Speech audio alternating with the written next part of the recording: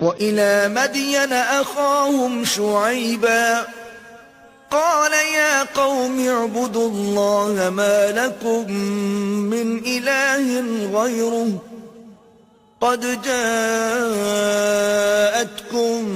بينة من ربكم فأوفوا الكيل والميزان ولا تبخسوا الناس أشياءهم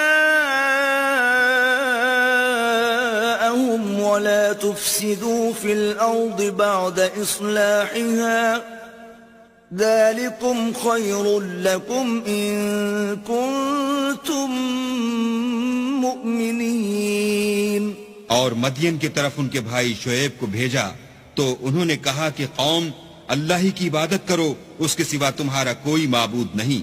तुम्हारे पास तुम्हारे परवरदिगार की तरफ से निशानी आ चुकी है तो तुम माप और तोल पूरी किया करो और लोगों को चीजें कम न दिया करो और जमीन में इस्लाह के बाद खराबी न करो।